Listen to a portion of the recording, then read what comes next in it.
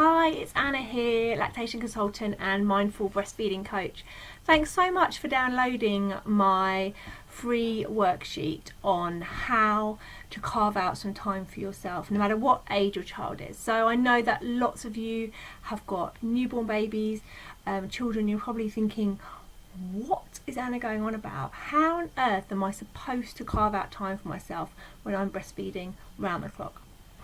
Well, when I was first a parent, I was trying to do it all and be it all, and I didn't even consider trying to do things for myself.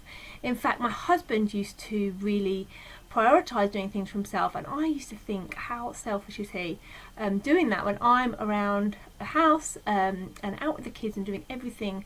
Where on earth is he finding time to do stuff for himself?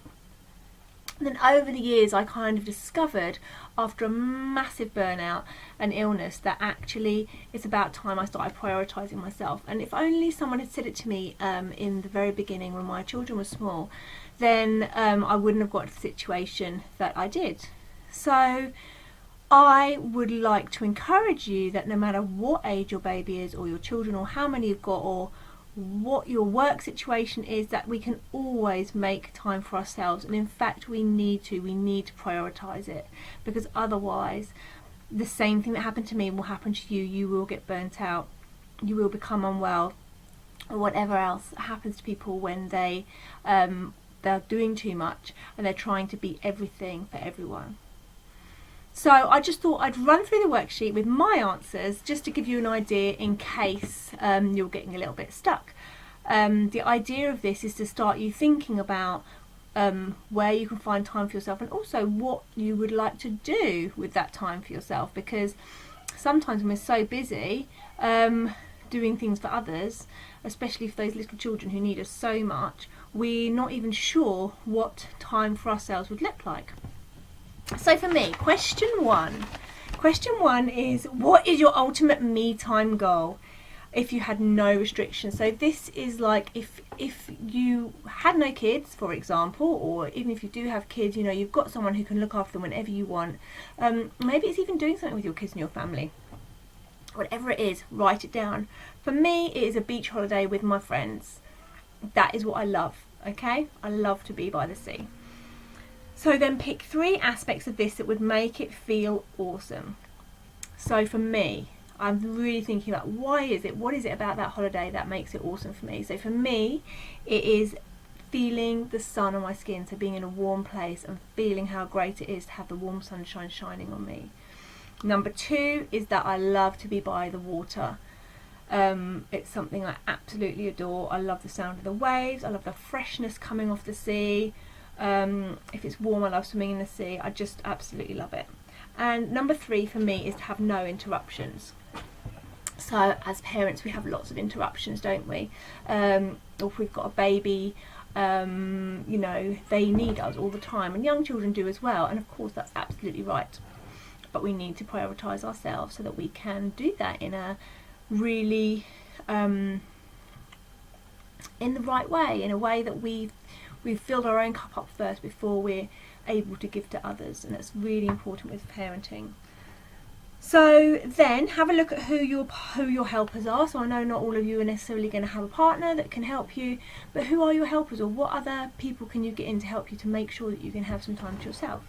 And then what we're going to do is we're going to write down 5 ways in which you can get some of those awesome aspects that you've just listed, those 3 awesome aspects, how you can get them in 3 hours.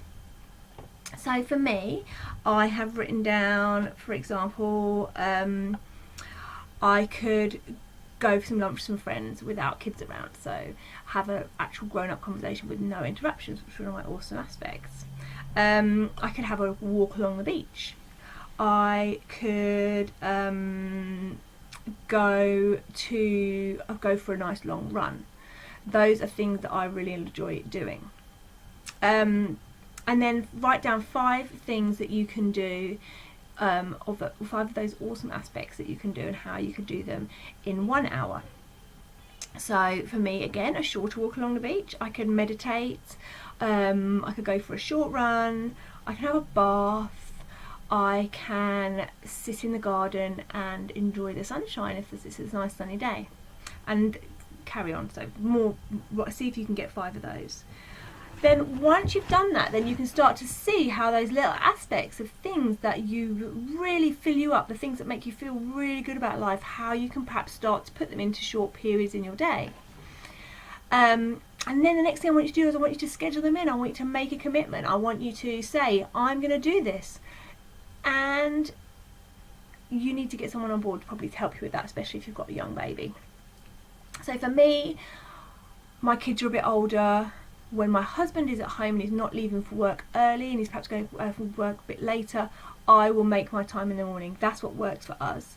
So in the morning, he deals with the kids while I go out and I have to do some of my meditation and I go for a run. And that's what we do, and we schedule it in. So, you know, I just really encourage you to not just think and dream about the kind of time you'd like to have to yourself, but actually make the commitment and have those conversations with the people who can help you, with your partner.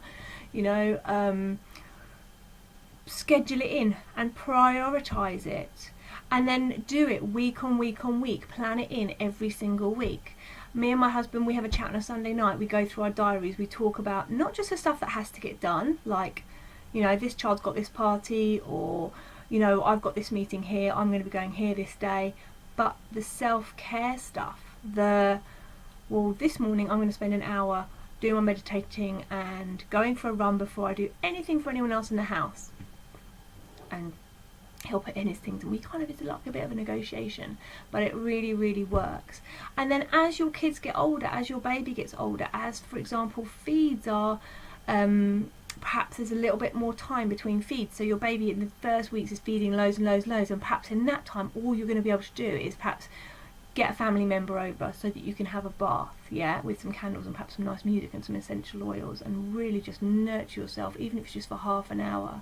And then as your baby gets older and they're going to start going longer between your feeds, hey, maybe you can go for a little walk in the park on your own, or maybe you can go for a swim at the pool, or maybe you could book yourself in a half day at the pool, at the spa, sorry.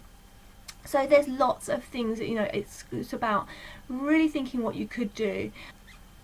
So I hope you found this really useful, and I hope the worksheets maybe made you think about what you would like to do for yourself and how you're going to ensure that it gets done, so that then you can be the person that you want to be.